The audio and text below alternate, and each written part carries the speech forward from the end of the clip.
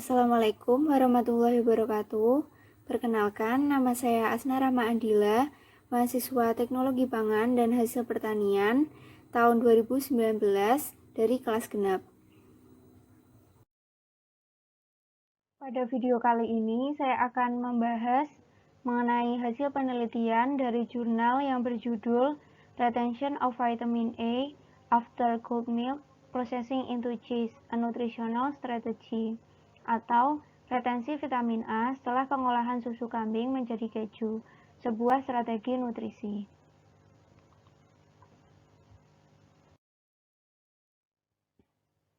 Bagian pertama mengenai introduction. Vitamin A merupakan mikronutrien yang memiliki peran penting pada homeostatis dan pada metabolisme sel. Menurut Dajun H. et al. Tahun 2019, vitamin A ini tidak dapat disintesis dalam tubuh manusia.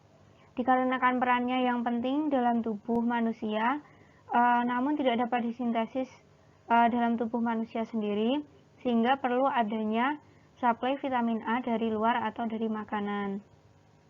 Kemudian retinol dan retinoic acid merupakan metabolit aktif dari vitamin A yang dapat ditemukan pada berbagai makanan. Selanjutnya, susu dan produk turunannya atau dairy product telah menjadi asupan yang kaya akan nutrisi yang saat ini telah menjadi konsumsi bagi masyarakat global. Nah, pada industri susu sendiri, susu sapi masih mendominasi. Namun, sehubungan dengan tingginya minat masyarakat akan susu, susu kambing pun mulai dikembangkan. Susu kambing banyak diproduksi di negara berpendapatan menengah ke bawah atau negara berkembang. Nah, salah satu contohnya seperti di Amerika bagian selatan. Adanya keterbatasan makan pada wilayah tersebut menjadikan kambing sebagai alternatif dalam memperoleh pendapatan sekaligus sarana mendapatkan nutrisi.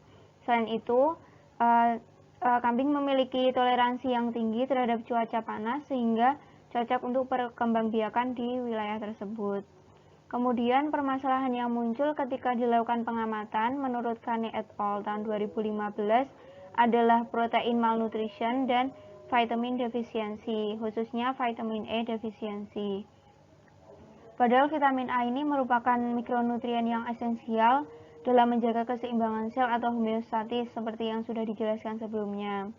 Nah, pada bayi dan anak-anak, defisiensi vitamin A ini dapat menyebabkan beberapa gangguan seperti gangguan penglihatan dan juga meningkatkan resiko penyakit.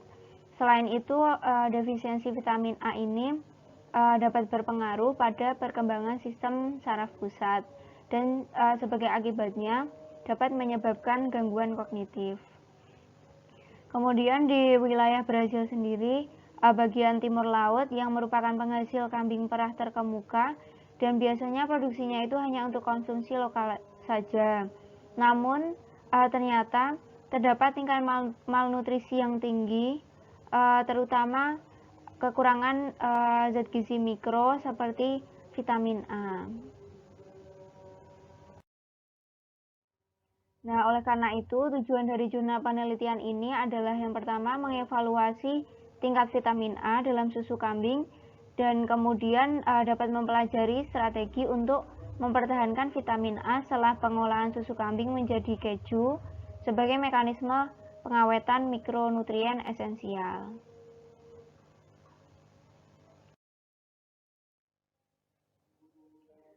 Bagian kedua mengenai materials and method. Alat dan bahan yang dibutuhkan, yang pertama pada pembuatan keju, yang dibutuhkan antara lain yang pertama susu kambing, asam laktat, kalsium klorida, rennet komersial, NaCl atau garam dapur, cutter, wadah berlubang dengan diameter 10 cm, kemudian chiller, dan kantong polietilen steril. Kemudian pada ekstraksi sampel yang dibutuhkan antara lain acetonitril, NaCl atau garam dapur, shaking table, centrifuge, freezer, penangas air, dan pipet. Kemudian pada analisis LC-MS-MS Yang dibutuhkan alat LC-MS-MS itu sendiri. Kemudian mengenai karakterisasi sifat fisika kimia. Kandungan laktosa dikuantifikasi menurut metode 984.15 dari AOAC Internasional. Kemudian kandungan protein totalnya dikuantifikasi menurut metode 981.10 dari AOAC Internasional. Dan pH dikuantifikasi menurut metode 981.12 dari AOAC Internasional. Kemudian kandungan lipidnya ditentukan dengan ekstraksi dengan campuran pelarut dingin sesuai dengan metode yang diterbitkan. Sumber dari, menurut Bliss dan Dyer tahun 1959. Kemudian prosedur pembuatan keju. Yang pertama dari susu kambing diberi perlakuan panas sekitar dengan suhu 70 derajat Celcius selama 30 menit. Kemudian ditambah bakteri asam laktat, ditambah kalsium klorida dengan sebanyak 0,5 ml per liter dan rennet komersial sebanyak 0,8 ml per liter sehingga terbentuk soft curd. Kemudian soft curd ini dipotong dadu berukuran 1-2 cm, diaduk secara perlahan dengan gelas steril kurang lebih 5 menit dan dihomogenkan. Dadi dipertahankan dalam wadah berlubang selama 24 jam pada suhu 7 derajat Celcius dengan toleransi 0,5 derajat Celcius untuk menghilangkan whey. Dengan begitu maka akan terbentuk keju blok. Kemudian pada penelitian ini dilakukan 2 perlakuan dan 1 kontrol. Perlakuan yang pertama yaitu keju blok diasinkan dengan melalui perendaman ke dalam larutan garam yang mengandung 20 NaCl berat per berat yang kemudian disimpan pada suhu 20 derajat Celcius selama 2 jam. Kemudian perlakuan kedua yaitu tanpa penggaraman yang kemudian disimpan pada suhu 20 derajat Celcius selama 2 jam. Untuk kontrolnya keju blok disiapkan tanpa penggaraman yang kemudian disimpan pada suhu 4 derajat Celcius. Kemudian ekstraksi sampel. Yang pertama, 4 alikuat 2,5 ml asetonitril ditambah 5 ml sampel susu diaduk konstan. Kemudian ditambahkan 2 gram natrium klorida yang kemudian dilakukan pengocokan sampai garam larut. Kemudian dilakukan sentrifugasi dan dipindahkan ke tabung sentrifuge polipropilen 15 ml. Kemudian disimpan dalam freezer selama 12 jam pada suhu minus 20 derajat Celcius. Kemudian fase cair yang tersisa dipindahkan ke tabung sentrifuge 50 ml yang baru, yang kemudian diuapkan dalam penangas air di bawah aliran nitrogen lembut sampai kering. Nah, kemudian ekstrak kering dilarutkan dengan 1 ml asetonitril untuk analisis LC-MS-MS lebih lanjut. Nah, untuk analisis metode yang digunakan pada penelitian ini adalah analisis LC-MS-MS. Nah, analisis ini merupakan penggabungan dari teknik analisis kromatografi cair atau LC (liquid chromatography) dengan kemampuan analisis deteksi spektrometri massa atau mass spectrometry. Prinsip kerjanya antara lain pemisahan komponen-komponen sampel berdasarkan perbedaan kepolaran yang selanjutnya ion bermuatan akan dideteksi oleh detektor spektrometer massa. Nah, untuk kuantifikasinya dilakukan dengan menghubungkan peak area analit yang diperoleh melalui penentuan versus puncak dari standar retinil palmitat dan retinil asetat. Nah, semua prosedur ini mulai dari ekstraksi, penanganan homogenat, dan kuantifikasi dilakukan di area yang dikontrol cahaya untuk menghindari fotodekomposisi. Sumber dari Kanzler et al. Tahun 2019 dan Rubinsam dan kawan-kawan tahun 2011. Bagian ketiga mengenai result and discussion.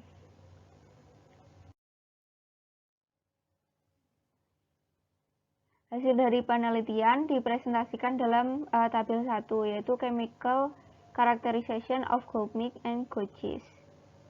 Hasil penelitian menunjukkan bahwa hasil dari pengkarakterisasian susu kambing segar yaitu mengandung protein sebesar 3,12%, lemak sebesar 3,36%, laktosa sebesar 4,63% dengan pH sebesar 6,17.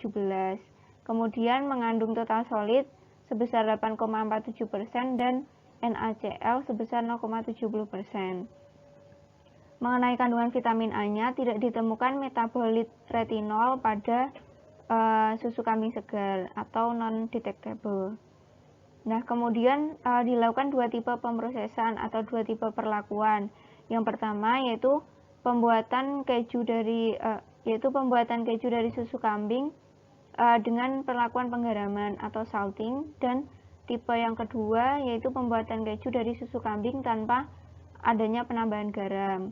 Nah, hasil penelitian menunjukkan bahwa kandungan protein dari goat cheese dengan penambahan garam yaitu 29% lebih tinggi jika dibandingkan dengan goat cheese tanpa penambahan garam yaitu sebesar 27,9%.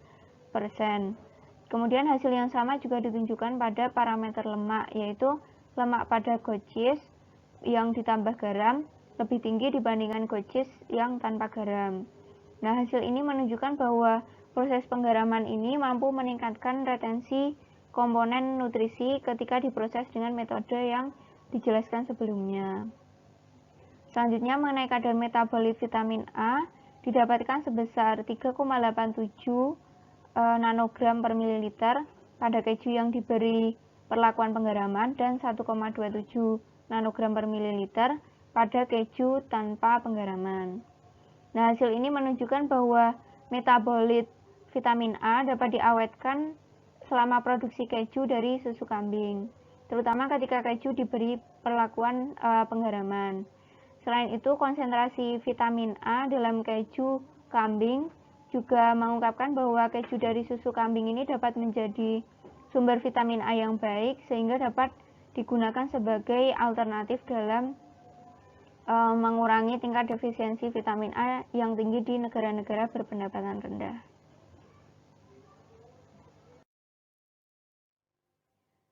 Nah, pada jurnal ini juga dibahas bahwa penggunaan natrium klorida dikaitkan dengan peningkatan tingkat peroksidasi lipid, karbonilasi protein, dan penurunan kandungan protein tiol dari keju kambing. Nah, peroksidasi lipid ini dikaitkan dengan perubahan palatabilitas, tekstur, dan sifat sensorik dari produk makanan. Penggunaan natrium klorida dalam metode penggaraman dapat menimbulkan efek yang biasanya tidak dimaksudkan pada produk keju dan biasanya berhubungan langsung dengan kualitas dari susu. Nah, namun dengan mempertimbangkan kadar vitamin A, hasil jurnal menunjukkan bahwa proses penggaraman ini mampu mendorong retensi mikronutrien vitamin A dalam keju kambing. Nah, oleh karena itu dapat digunakan sebagai strategi untuk meningkatkan konsentrasi nutrisi ini pada keju kambing. Nah, kemudian jika dapat disimpulkan bahwa keju dengan proses penggaraman ini menjadi produk yang dengan tingkat retensi vitamin A yang baik, namun juga perlu diingat bahwa penurunan natrium masih menjadi tantangan bagi industri makanan, terutama karena rekomendasi yang diberikan oleh Organisasi Kesehatan Dunia. Bagian keempat mengenai conclusion. Nah, kesimpulan yang dapat diambil dari jurnal ini yaitu yang pertama, penggunaan susu kambing untuk produksi keju dapat menjadi strategi untuk meningkatkan retensi dan meningkatkan konsentrasi vitamin A, terutama pada produk susu yang diproduksi oleh negara-negara berpenghasilan rendah, di mana terjadi masalah kesehatan, yaitu kekurangan vitamin dan malnutrisi. Kemudian yang kedua, keju kambing dapat digunakan sebagai sumber nutrisi vitamin A yang baik, terutama pada anak-anak. Penelitian ini dapat berguna dalam meningkatkan kesehatan publik dan menjadi protokol kesehatan masyarakat dalam menggunakan keju kambing sebagai sumber untuk menjaga vitamin A dalam kisaran fisiologis normal. Nah, berikut referensi yang saya gunakan pada pemaparan materi kali ini. Sekian presentasi dari saya. Apabila ada salah kata maupun perbuatan, mohon dimaafkan. Wassalamualaikum warahmatullahi wabarakatuh. Terima kasih. Selanjutnya, di phase 2 ini, saya akan menjawab beberapa pertanyaan dari teman-teman. Pertanyaan yang pertama yaitu, apa yang dimaksud dengan fotodekomposisi dalam metode analisis LC-MS?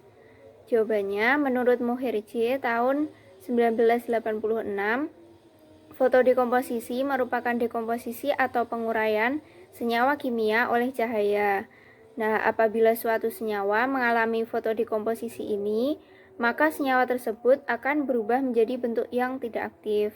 Nah, oleh karena itu, fotodekomposisi analit ini tentu harus dihindari agar pengujian LC-MS ini mendapatkan hasil yang valid dan akurat. Kemudian pertanyaan yang kedua, mengapa susu kambing diproduksi hanya di kalangan menengah ke bawah, padahal memiliki kandungan vitamin A yang tinggi dan harganya jauh lebih tinggi dibandingkan dengan susu sapi? Nah, susu kambing banyak diproduksi di negara berkembang dikarenakan beberapa faktor seperti iklim yang cukup ekstrim, kesuburan tanah yang mungkin kurang, kemudian penyediaan pakan yang terbatas, mutu genetik ternak yang rendah, serta rendahnya keterampilan peternak menurut Sutarno. Nah, contohnya ini ada di Amerika bagian selatan, yang mana pada wilayah tersebut iklim di sana cukup ekstrim dan juga penyediaan pakan terbatas. Nah, dengan kondisi tersebut, maka kambing akan menjadi alternatif yang pas karena kambing memiliki toleransi yang tinggi terhadap cuaca panas dan pakan yang terbatas.